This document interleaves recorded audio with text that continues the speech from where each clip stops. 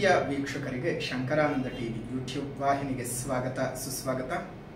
ಇವತ್ತಿನ ವಿಡಿಯೋನಲ್ಲಿ ಈ ವಾರದ 12 ರಾಶಿಗಳ ವಾರ ಭವಿಷ್ಯ ಯಾವ ರೀತಿಯಾಗಿದೆ ಅನ್ನುವಂತಹ ಮಾಹಿತಿಯನ್ನು ತಿಳ್ಕೊಳ್ಳೋಣ.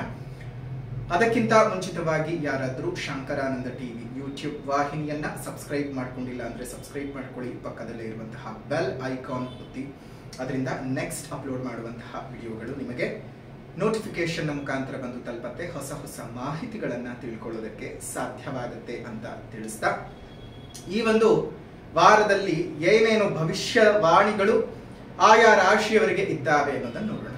ಎಷ್ಟೋ ಬಾರಿ ಏನಾಗುತ್ತೆ, ಶುಭ ಅಂತ ಹೇಳಿದಾಗ್ಲೂ ಕೆಲವರಿಗೆ ಅಶುಭ ನಡೀತಾ ಇರುತ್ತೆ, ಇನ್ ಕೆಲವರಿಗೆ ಅಶುಭ ಅಂತ ನುಡಿದಾಗಿದ್ದರೂ ಕೆಲವರಿಗೆ ಶುಭವೇ ನಡೀತಾ ಇರುತ್ತೆ. ಯಾಕೆ ಈ ಗೊಂದಲಗಳು ಇರುತ್ತವೆ ಅಂದ್ರೆ, ಜ್ಯೋತಿಷ್ಯ ಎಲ್ಲೂ ತಪ್ಪಲ್ಲ, ಸುಳ್ಳಲ್ಲ. ಆದ್ರೆ ಆ ಒಂದು ವಿಚಾರವನ್ನು ನಾವು ಗಮನಿಸೋದಾಯ್ತು ಅಂತಂದ್ರೆ, ಅವರವರ ಜಾತಕದಲ್ಲಿರುವಂತಹ ದಶಾಭುಕ್ತಿಗಳು ನಮ್ಮ ಜೀವನದಲ್ಲಿ 80% ಅಷ್ಟು ಶುಭದ ಫಲಗಳನ್ನು ಕೊಟ್ರೆ, ಇನ್ನು 20% ನಮಗೆ ಗೋಚಾರದ ಫಲಗಳು ಬರುವಂತದ್ದು. ಹಾಗಾಗಿಯೇ ಈ ಒಂದು 20% ಮತ್ತು 80% ತುಲನೆಯನ್ನು ಮಾಡಿದ ಸಂದರ್ಭದಲ್ಲಿ ಕೆಲ ಬಾರಿ ಅಶುಭವಿದ್ದಾಗ್ಲೂ ಶುಭ ನಡೆಯೋದಿರುತ್ತೆ, ಶುಭವಿದ್ದಾಗ್ಲೂ ಅಶುಭ ನಡೆಯೋದಿರುತ್ತೆ. ಹಾಗಾಗಿ ಒಂದ್ಸಲ ನಿಮ್ಮ ಜನ್ಮ ಜಾತಕವನ್ನ ತೋರಿಸಿಕೊಳ್ಳೋದು ಉತ್ತಮವಾದದ್ದು. ಅದರ ಮುಖಾಂತರವಾಗಿಯೇ ಪರಿಹಾರವನ್ನ ಮಾಡ್ಕೊಂಡು ಹೋಗೋದು ಸಹ ಬಹಳ ಒಳ್ಳೆಯದು. ಮೇಷರಾಶಿಯವರಿಗೆ ಈ ವಾರದಲ್ಲಿ ಅರ್ಧ ಚೆನ್ನಾಗಿದೆ, ಅರ್ಧ ಚೆನ್ನಾಗಿಲ್ಲ. ಅಂದ್ರೆ ವಾರದ ಪ್ರಾರಂಭ ನಿಮಗೆ ಅಶುಭದ ವಾತಾವರಣವನ್ನ ಕೊಡುತ್ತೆ. ಯಾವುದೇ ಕೆಲಸ ಕಾರ್ಯಗಳಲ್ಲೂ ಪ್ರಗತಿ ಅನ್ನೋದು ಇರೋದಿಲ್ಲ, ನೆಮ್ಮದಿಯ ವಾತಾವರಣ ಅನ್ನೋದು ಹೊರಟೋಗ್ಬಿಡುತ್ತೆ. ಹಣಕಾಸಿಗೆ ತೊಂದರೆ ತಾಪತ್ರಗಳು ಉಂಟಾಗ್ತಾ ಇರುತ್ತೆ, ಮಾನಸಿಕ ಏರಿಳಿತಗಳು ಉಂಟಾಗ್ತಾ ಇರುತ್ತೆ.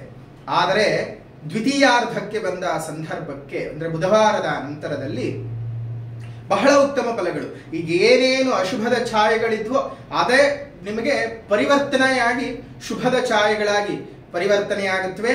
ಒಳ್ಳೆಯ ಬೆಳವಣಿಗೆಗಳು, ಒಳ್ಳೆಯ ರೀತಿಯ ಆಲೋಚನೆಗಳು ನಿಮ್ಮ ಬದುಕಿನಲ್ಲಿ ನಡೆಯೋದಕ್ಕೆ ಸಾಧ್ಯವಾಗುತ್ತೆ.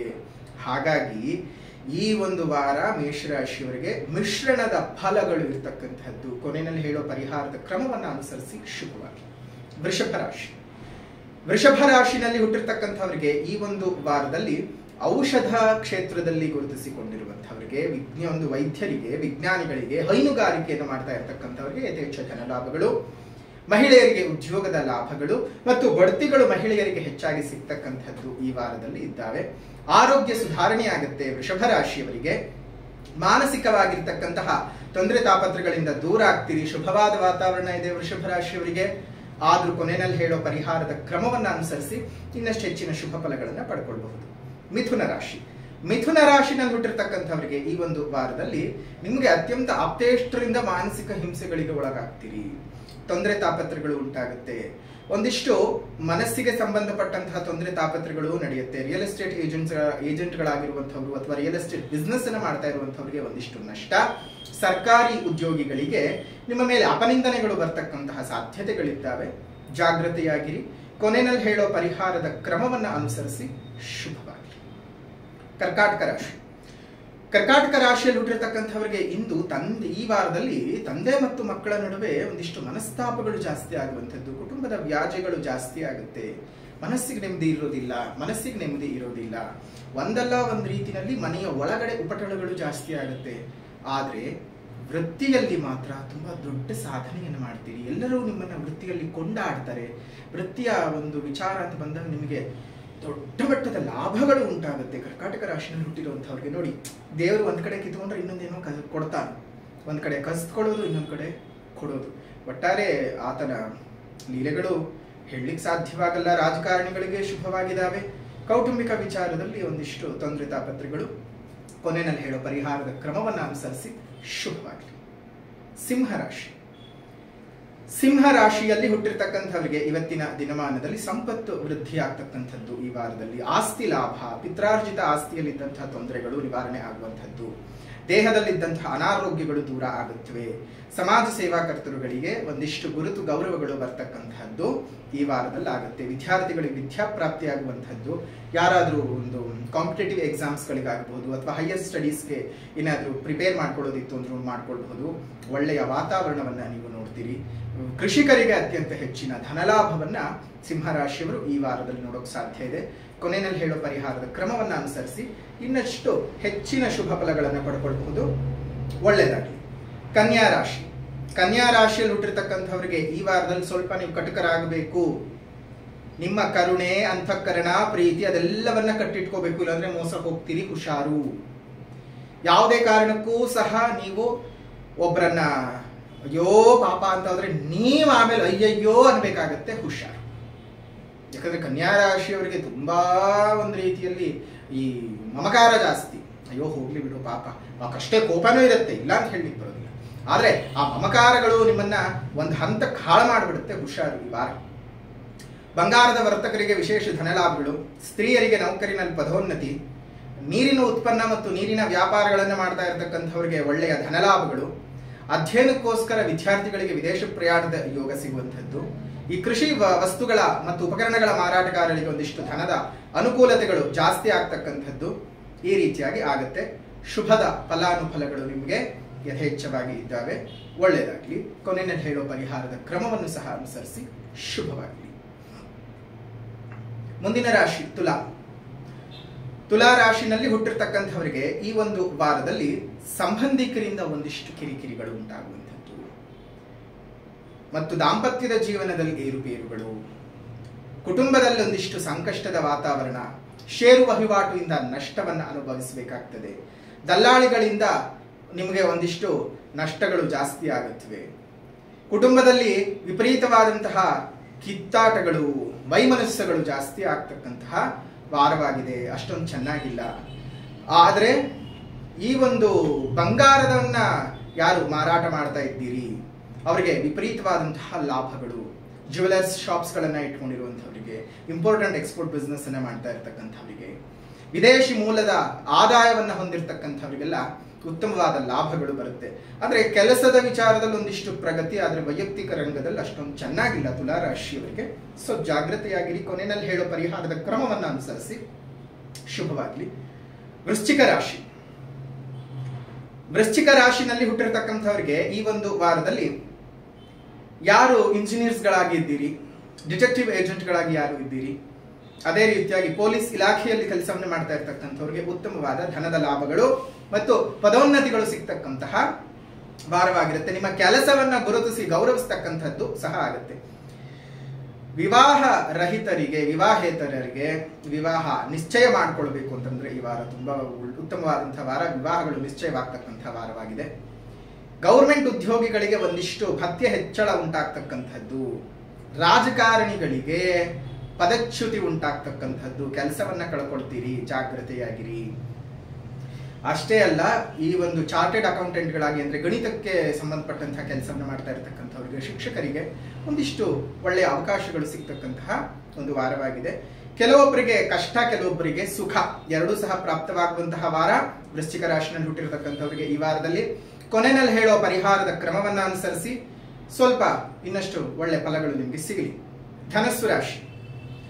ಧನಸ್ಸು ರಾಶಿಯಲ್ಲಿ ಹುಟ್ಟಿರ್ತಕ್ಕಂಥವರಿಗೆ ಈ ಒಂದು ವಾರದಲ್ಲಿ ಒಳ್ಳೆ ರೀತಿಯಾದಂತಹ ಬದಲಾವಣೆಗಳು, ವಾಹನ ಸೌಖ್ಯ, ಕುಟುಂಬದಲ್ಲಿ ಉತ್ತಮವಾದ ವಾತಾವರಣ, ಮನೆಯಲ್ಲಿ ವಿಶೇಷವಾದಂತಹ ನಿಮಗೆ ಒಂದು ಗೌರವ ಪ್ರಾಪ್ತಿ ಆಗ್ತಕ್ಕಂಥದ್ದು, ಧನಲಾಭಗಳು, ವರ್ತಕರಿಗೆ, ವ್ಯಾಪಾರಸ್ಥರಿಗೆ ಧನದ ಲಾಭಗಳು ಉಂಟಾಗುತ್ತೆ.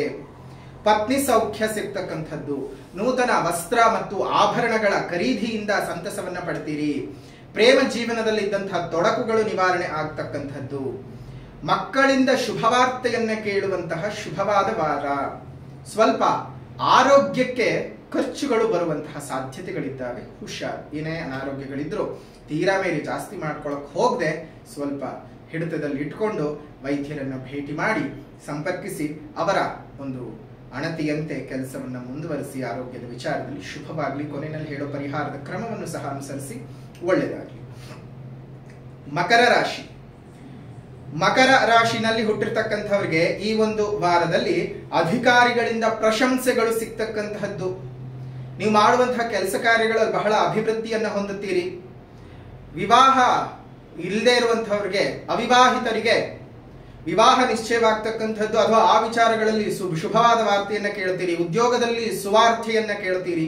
ಅದರಲ್ಲೂ ಮಕರ ರಾಶಿ ಶ್ರವಣ ನಕ್ಷತ್ರದಲ್ಲಿ ಹುಟ್ಟಿರ್ತಕ್ಕಂಥವರಿಗೆ ವಿಶೇಷವಾದಂತಹ ವಿವಾಹ ಪ್ರಾಪ್ತಿ ಯೋಗ, ಧನಿಷ್ಠಾ ನಕ್ಷತ್ರದಲ್ಲಿ ಹುಟ್ಟಿರ್ತಕ್ಕಂಥವರಿಗೆ ಧನಲಾಭದ ಯೋಗ ಇರ್ತಕ್ಕಂಥದ್ದು ಈ ವಾರ. ಬ್ಯಾಂಕ್ನಲ್ಲಿ ಕೆಲಸ ಮಾಡ್ತಾ ಇರುವಂತಹ ಬ್ಯಾಂಕ್ ಅಧಿಕಾರಿಗಳಿಗಾಗಿರಬಹುದು, ಸರ್ಕಾರಿ ಉದ್ಯೋಗಿಗಳಿಗಾಗಿರಬಹುದು, ನಿಮ್ಮ ಇಚ್ಛೆಯ ಪ್ರಕಾರ ಒಂದಿಷ್ಟು ಪ್ರಮೋಷನ್ಗಳು ಸಿಗ್ತಕ್ಕಂಥದ್ದು, ಟ್ರಾನ್ಸ್ಫರ್ಗಳು ಸಿಗ್ತಕ್ಕಂಥದ್ದು ಶುಭವಾದಂತಹ ರೀತಿಯಲ್ಲಿ ನಡೆಯುತ್ತೆ. ಒಳ್ಳೆ ವಾತಾವರಣ ಈ ವಾರದಲ್ಲಿ ಮಕರ ರಾಶಿಯವರಿಗಿದೆ. ಕೊನೆಯಲ್ಲಿ ಹೇಳೋ ಪರಿಹಾರದ ಕ್ರಮವನ್ನು ಅನುಸರಿಸಿ ಇನ್ನಷ್ಟು ಹೆಚ್ಚಿನ ಶುಭ ಫಲಗಳನ್ನು ಪಡ್ಕೊಳ್ಬಹುದು. ಒಳ್ಳೆಯದಾಗಿ. ಕುಂಭರಾಶಿಯಲ್ಲಿ ಹುಟ್ಟಿರ್ತಕ್ಕಂಥವರಿಗೆ ಈ ಒಂದು ವಾರದಲ್ಲಿ ಒಂದಿಷ್ಟು ಮನಸ್ಸಿಗೆ ಸಂಬಂಧಪಟ್ಟಂತಹ ತೊಂದರೆ ತಾಪತ್ರಗಳೆಲ್ಲ ದೂರವಾಗುತ್ತೆ. ದುಡ್ಡು ಕಾಸು ಕ್ರೋಢೀಕರಣವಾಗುತ್ತೆ. ದೊಡ್ಡ ಸಮಸ್ಯೆ ಅಂತ ಅಂದ್ಕೊಂಡಿರೋದೆಲ್ಲ ನಿವಾರಣೆ ಆಗುತ್ತೆ. ಮಹಿಳೆಯರಿಗೆ ಆರೋಗ್ಯ ಸುಧಾರಣೆ ಆಗ್ತಕ್ಕಂತಹದ್ದು, ಸಂಸಾರದಲ್ಲಿದ್ದಂತಹ ಒಡಕುಗಳೆಲ್ಲ ಸರಿ ಹೋಗ್ತಕ್ಕಂಥದ್ದು, ನೌಕರಿ ಇಲ್ಲದೆ ಒದ್ದಾಡ್ತಾ ಇದ್ದಂತಹ ನಿರುದ್ಯೋಗಿಗಳಿಗೆ ನೌಕರಿಗಳು ಸಿಗ್ತಕ್ಕಂಥದ್ದು, ವರ್ತಕರಿಗೆ ವ್ಯಾಪಾರಸ್ಥರಿಗೆ ಹೆಚ್ಚಿನ ಧನಲಾಭಗಳು ಉಂಟಾಗ್ತಕ್ಕಂಥದ್ದು, ಈ ಒಳ್ಳೆಯ ವಾತಾವರಣ ಕುಂಭರಾಶಿಯವರಿಗೆ ಸಹ ಇದೆ. ಆದರೂ ಕೊನೆಯಲ್ಲಿ ಹೇಳೋ ಪರಿಹಾರದ ಕ್ರಮವನ್ನು ಅನುಸರಿಸಿ ಇನ್ನಷ್ಟು ಹೆಚ್ಚಿನ ಶುಭ ಫಲಗಳನ್ನು ಪಡ್ಕೊಳ್ಬಹುದು. ಒಳ್ಳೆಯದಾಗಿ. ಮೀನರಾಶಿಯಲ್ಲಿ ಹುಟ್ಟಿರ್ತಕ್ಕಂಥವರಿಗೆ ಧನಲಾಭ ಚೆನ್ನಾಗಿ ಆಗುತ್ತೆ. ಸಂತಾನರಹಿತರಿಗೆ ಸಂತಾನದ ಯೋಗ, ಆ ವಿಚಾರದಲ್ಲಿ ಒಂದಿಷ್ಟು ಶುಭವಾರ್ತೆಗಳನ್ನು ಕೇಳುವಂತಹದ್ದಾಗುತ್ತೆ. ವ್ಯವಸಾಯ ಮಾಡ್ತಾ ಇರ್ತಕ್ಕಂಥವ್ರಿಗೆ ಧನಲಾಭಗಳು ತುಂಬಾನೇ ಚೆನ್ನಾಗಿ ಆಗುತ್ತೆ. ಈ ಪೆಟ್ರೋಲಿಯಂ ಉತ್ಪನ್ನಗಳ ಮಾರಾಟಗಾರರಿಗೆ, ಪೆಟ್ರೋಲ್ ಬಂಕ್ಗಳನ್ನು ನಡೆಸ್ತಾ ಇರುವಂತವರಿಗೆ ಹಣದ ಆಗಮನ ತುಂಬಾನೇ ಚೆನ್ನಾಗಾಗುತ್ತೆ. ಸಮುದ್ರ ಉತ್ಪನ್ನಗಳ ಮಾರಾಟಗಾರರಿಗೆ ತುಂಬಾ ವ್ಯಾಪಾರದ ಅಭಿವೃದ್ಧಿ, ಧನಲಾಭ. ರಾಜಕಾರಣಿಗಳಿಗೆ ಶುಭಯೋಗ. ಚಲನಚಿತ್ರ ನಟ ನಟಿಯರಿಗೆ ಹೊಸ ಅವಕಾಶಗಳು ಬರುವಂಥದ್ದು. ಶಿಕ್ಷಕ ವೃಂದದಲ್ಲಿ ಇರುವಂತಹವರಿಗೆ ವಿಶೇಷವಾದಂತಹ ಗೌರವ ಸ್ಥಾನಮಾನಗಳು ಪ್ರಾಪ್ತಿಯಾಗ್ತಕ್ಕಂತಹ ವಿಶೇಷವಾಗಿರ್ತಕ್ಕಂತಹ ವಾರ ಅಂತಾನೆ ಹೇಳಬಹುದು. ಈ ಒಂದು ವಾರದಲ್ಲಿ ಅತ್ಯುತ್ತಮವಾದಂತಹ ವಾರವನ್ನ ಮೀನರಾಶಿಯವರು ನೋಡ್ತೀರಿ. ಅದೇ ರೀತಿಯಾಗಿ ಎಲ್ಲರೂ ಅಷ್ಟೇ ಒಂದ್ಸಲ ನಿಮ್ಮ ಜನ್ಮ ಜಾತಕವನ್ನು ತೋರಿಸ್ಕೊಳ್ಳಿ. ಅದರಲ್ಲಿ ಏನಾದರೂ ಅಶುಭದ ಛಾಯೆ ಇತ್ತು ಅಂದ್ರೆ ಅದಕ್ಕೆ ಬೇಕಾದ ಪರಿಹಾರದ ಮಾರ್ಗಗಳನ್ನು ಅನುಸರಿಸಿ ಜೀವನನ ಮುಂದುವರಿಸ್ಕೊಂಡು ಹೋಗಿ. ತಮ್ಮೆಲ್ಲರಿಗೂ ಸಹ ಶುಭವಾಗಲಿ. ಇನ್ನು ಪರಿಹಾರ ಅಂತ ಬಂದ ಸಂದರ್ಭದಲ್ಲಿ ಮೊದಲನೇದಾಗಿ ಸಾಮಾಜಿಕ ಪರಿಹಾರ, ಎರಡನೇದಾಗಿ ಆಧ್ಯಾತ್ಮಿಕ ಪರಿಹಾರ. ನಿಮ್ಮ ಸುತ್ತಮುತ್ತ ಇರುವಂತಹ ಉದ್ಯಾನವನಗಳಲ್ಲಿ ಒಂದಿಷ್ಟು ಹಣ್ಣಿನ ಗಿಡಗಳನ್ನು ಕೊಟ್ಟು ಪೋಷಣೆ ಮಾಡಿಸಿ. ಅದರ ಜೊತೆಗೆ ನಿಮ್ಮ ಮನೆ ಮುಂದೆ ಮತ್ತು ಮೇಲ್ಭಾಗದಲ್ಲಿ ಸಣ್ಣ ಸಣ್ಣ ಕುಂಡಗಳಲ್ಲಿ ನೀರನ್ನ ಇಡಿ. ಅದರಿಂದ ಎಷ್ಟೋ ಪ್ರಾಣಿಗಳಿಗೆ, ಪಕ್ಷಿಗಳಿಗೆ ನೀರಿನ ಆಸರೆ ಸಿಕ್ಕದ ಹಾಗೆ ಆಗುತ್ತೆ. ಸಾಧ್ಯವಾದ ಕಡೆ ಗಿಡಗಳನ್ನ ನೆಟ್ಟು ಪೋಷಣೆ ಮಾಡಿಸಿ. ಅದರಿಂದನೂ ಸಹ ಮುಂದಿನ ಎಷ್ಟೋ ವರ್ಷಗಳಲ್ಲಿ ಪ್ರಕೃತಿ ಉಳಿಯುತ್ತೆ. ಪ್ರಕೃತಿ ಉಳಿದ್ರೆ ನಾವೆಲ್ಲರೂ ಉಳಿತೀವಿ. ಪ್ರಕೃತಿಯನ್ನು ಉಳಿಸೋಣ, ಪ್ರಕೃತಿಯನ್ನು ಬೆಳೆಸೋಣ, ನಾವು ಬದುಕಿ ಇನ್ನೊಬ್ಬರನ್ನು ಬದುಕೋಕೆ ಅವಕಾಶ ಮಾಡಿಕೊಡೋಣ ಅಂತ ಹೇಳ್ತಾ, ಇನ್ನು ಆಧ್ಯಾತ್ಮಿಕ ಪರಿಹಾರ ಅಂತ ಬಂದ ಸಂದರ್ಭದಲ್ಲಿ ಈ ಒಂದು ವಾರದಲ್ಲಿ ಕಾಲಭೈರವಾಷ್ಟಕ ಬೆಳಗ್ಗೆ ಮತ್ತು ಸಂಜೆ ಎರಡೂ ಹೊತ್ತು ಕಾಲಭೈರವಾಷ್ಟಕದ ಪಠಣವನ್ನು ಮಾಡಿ ತಮ್ಮೆಲ್ಲರಿಗೂ ಸಹ ಶುಭವಾಗ್ಲಿ, ಮಂಗಳವಾಗ್ಲಿ. ಇದಾಗಿತ್ತು ಈ ವಾರದ 12 ರಾಶಿಗಳ ವಾರ ಭವಿಷ್ಯದ ವಿಡಿಯೋನ ಇಲ್ಲಿಗೆ ಮುಕ್ತಾಯ ಮಾಡೋಣ. ವಿಡಿಯೋ ಇಷ್ಟ ಆಗಿದ್ರೆ ಲೈಕ್ ಮಾಡಿ, ಶೇರ್ ಮಾಡಿ, ಕಮೆಂಟ್ ಮಾಡಿ. ಪುನಃ ಮತ್ತೊಂದು ವಿಡಿಯೋನಲ್ಲಿ ಭೇಟಿ ಮಾಡ್ತೇನೆ. ಅಲ್ಲಿವರೆಗೂ ನಮಸ್ಕಾರ. ಲೋಕಾ ಸಮಸ್ತ ಸುಖಿನೋ ಭವಂತು, ಸಕಲ ಸನ್ಮಂಗಳಾನಿ ಭವಂತು, ಸರ್ವೇ ಜನಾಃ ಸುಖಿನೋ ಭವಂತು, ಸಮಸ್ತ ಸನ್ಮಂಗಳಾನಿ ಭವಂತು.